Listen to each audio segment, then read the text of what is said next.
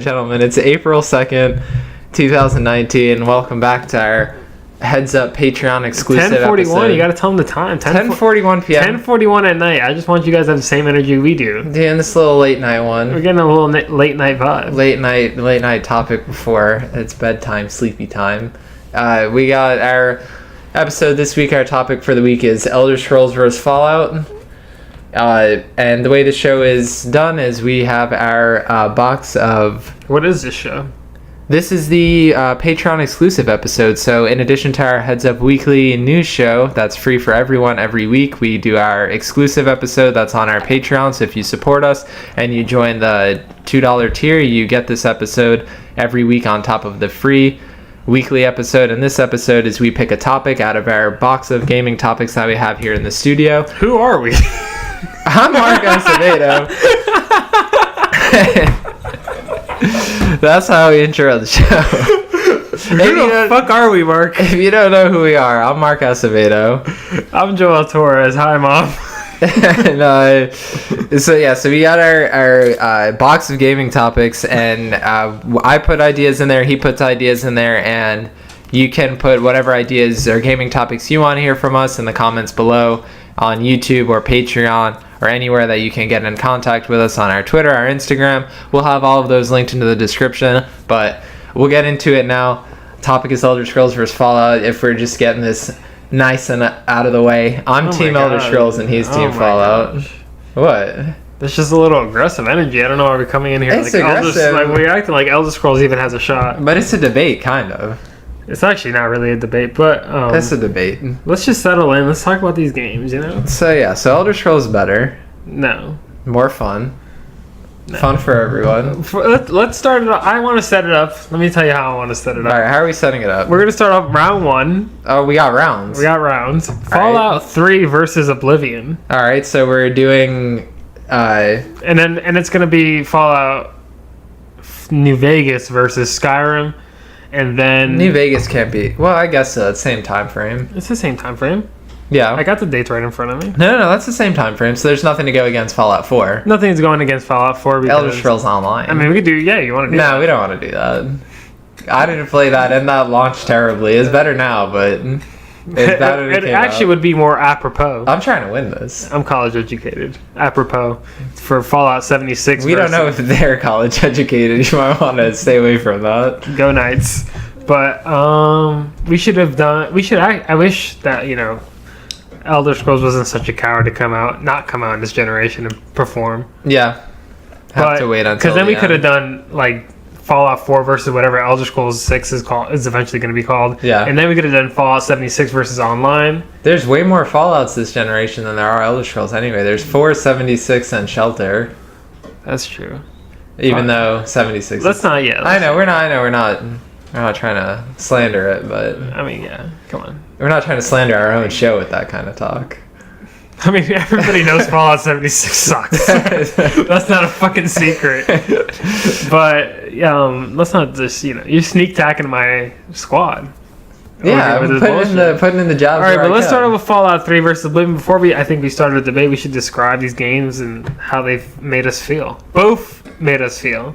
All right. So we can get honest opinions on both sides. Even though I know you're more fond of Elder Scrolls than you're more fond of actually both of them than I am. I'm more fond of both of them than you are. Because you equally love both of them. But if we're to start equally love what?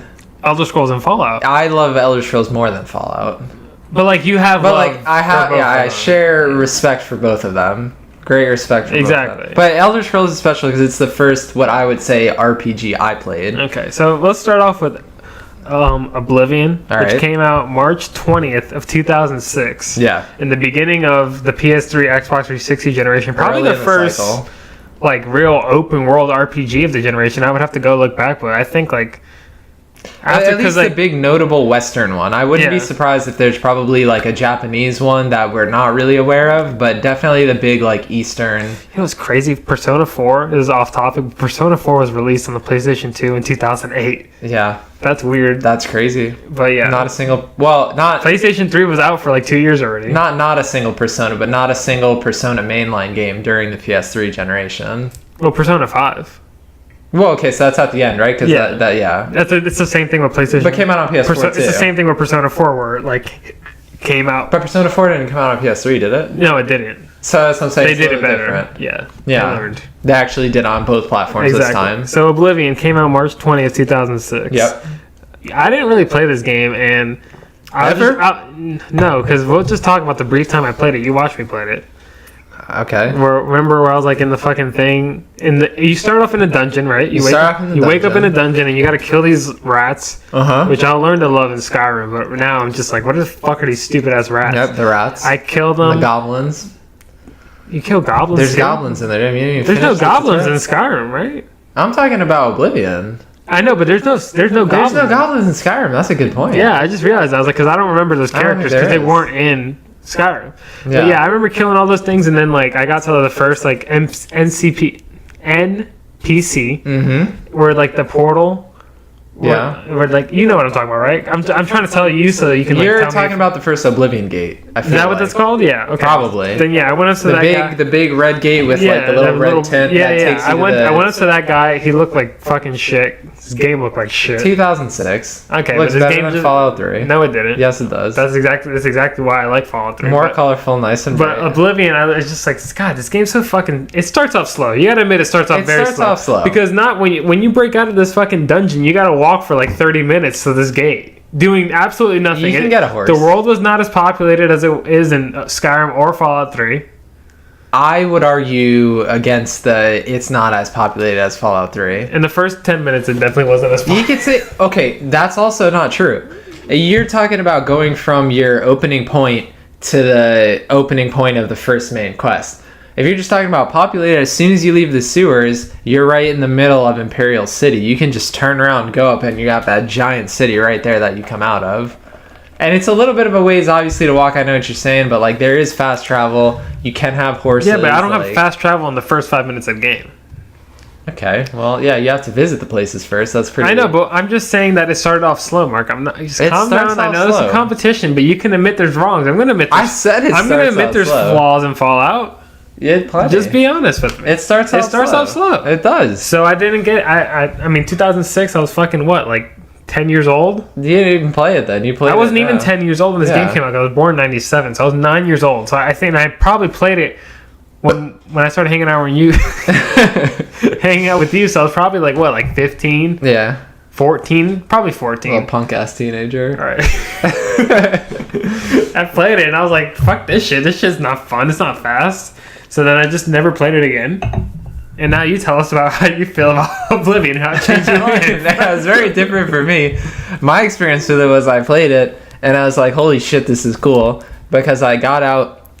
To be fair, everything you've described, the reason I played it is because you talk so highly of it.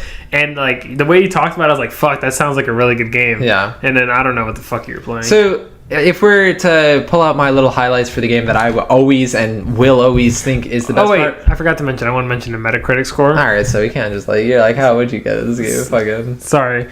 Actually, out of all the games I did research for, we searched them on the PlayStation 3 versions, by the way. So if you look at the Metacritic and you're like, oh, that's not the PlayStation 3 versions of these games. Yeah. It has the highest Metacritic with a 94 out of all the games. Out of all the games. Probably because it's the best. No. Now. Oh, let's get into this. Whoa. Okay. I'll let you talk. All right, so probably my biggest point is quest design is my favorite. Side quest design. Main reason. Because when you play this game and you go into all the different towns, first of all, there's like, somebody's going to call me out for this and that's fine. Somebody shoot me down if I'm wrong. But please, I'll just say multiple. I won't give a number so that nobody can shoot me on site with this. There's multiple basically main quest lines in my opinion. You have your the guilds you're talking about? Yes. You have your main quest line where you have where you're going towards closing all of the Oblivion gates and saving the... Are these guilds, by the way, the same ones that are in Skyrim? Yes. So it's like the Thieves Guild. There's the Thieves Guild. Brotherhood. Yeah, so in Oblivion, at least, there's the Fighters Guild, there's the Fighters Guild, the Mages Guild, the Dark Brotherhood, Thieves Guild. It's the same guilds. But it's the same guilds, but there's not the werewolf one. The werewolf one replaces the fighter one. The Fighters Guild, exactly. So the Fighters Guild in Oblivion is just a Fighters Guild where like you go and you basically do like bounty hunting kinds of missions, but in Skyrim it's the werewolf one. That's like the difference. But like the side quests, not even just the guild ones, the regular side quests I feel like are so creative. Like one of my favorite side quests that I talk about all the time and nobody wants to hear, but I just love it and I think it's crazy. Talks to himself in the corner. There is a mission where you meet some lady and she's like, oh, and this game has like 600,000 fucking NPCs and all of them have the same voice, but that's like just an Elder Scrolls it's like thing. like take it to the knee, or what is it? Take an arrow to the knee. Take an arrow to the knee. Yeah, but like games are terrible. There's so many NPCs have the same voice anyway. You know, these ladies will come up and be like, oh, thanks for helping me. My husband's in danger. Please come in my house and help me out. And you go in, and basically the reason why it's cool is because there's a painting, and you go into the painting, and then you're in a painting world. So like the whole art style changes to like this kind of like oil painting aesthetic, and you have to go through this whole paint world to save this guy. And that's just a side quest, and I think that's the coolest shit. Versus like Skyrim side quests are really cool too. It's like Explorer Dungeon. But I think it's like Explorer Dungeon, and like you'll have stuff that feels similar. I feel like Oblivion had a lot of very creative ones. Like there were ones in Oblivion where like you would go into the there was another quest in Oblivion. What are the D things that you have to collect? Or the D race. There's something very important. Daedric. The Daedric artifacts. The Daedric artifacts. They had those in Skyrim too. Yeah, but I remember you saying that the Daedric artifacts like were cooler to get in Oblivion. Because Oblivion's main story is about Daedra. Okay. Because those gates that you're opening are to the Daedra world. So that's another good point. Skyrim is like all about the dragons and all. I think maybe Oblivion is more steeped in the lore, you could say. I would agree with that. Because Skyrim, like I don't know, like anything about Elder Scrolls lore, but I played Skyrim for hours. I would agree with that. Like because, hundreds of hours, probably. So, if you haven't ever seen a map of like the whole Elder Scrolls, Skyrim is the north region and Oblivion is the center region. So Oblivion has like all races in it, basically. So like you're saying, there's probably more lore because you have all races coming in. But there's one, and this is for now. This will be the last that I'm talking about the side missions. There's one side quest where you go into a dinner party. You go into the dinner party and then you sit down and somebody drugs you. And when you wake up, somebody is killed and you're locked into this big mansion and you have to talk to all the NPCs to figure out who the killer is. And as you talk to them, like other people die, and it's like you're figuring out who the killer is at the dinner party. And that's the coolest shit to me. And that's just a side quest. And that kind of like weird, really creative stuff would happen all the time. And that's the reason why I liked it. Also, I felt like the game was really colorful, and for an RPG, it's really simple. Like it wasn't hard to figure out. You just put some points into whatever attribute you want to upgrade. There's not like a complicated skill tree. The weapons are really cool. I don't know. I just love it. Yeah, but can you admit that this game's awful? No, because it's not. But can we also admit, I was thinking about like, man, this sounds really good. Why did I not play this game? Also, the game doesn't have trophies. Game does not have trophies, which is a huge bummer. Which is fucking like, why the fuck would I play this? Never re-released since then. No trophies. I was like, damn, this sounds really good. Like, yeah. Why did I not play this? And then I was like, slow as hell intro. Yep. No trophies. Yeah. I'm not seeing that little fucking. I'm not hearing ding ding ding. Never. Then I'm not playing the game. Yeah. Unless it's on Nintendo. Which is not. They put Skyrim on fucking everything, and Oblivion has never got any love. That's weird. I mean, because Fallout 3's never gotten remasters either. It's better than both of those games. Alright, well, why do you like Fallout 3 so much? Thank you for listening to the free trial of our Patreon episode. If you want the rest of the episode, just subscribe to our Patreon at patreon.com/thehudgaming. And you can, just for $2 more, you can listen to the whole thing. Yeah, so just support us on the Patreon tier and you'll become part of our $2 tier, which means that you'll get our extra episode every week, which will be talking about gaming topics which you can suggest for us. And also you'll get a free shout out at the end of the weekly episode.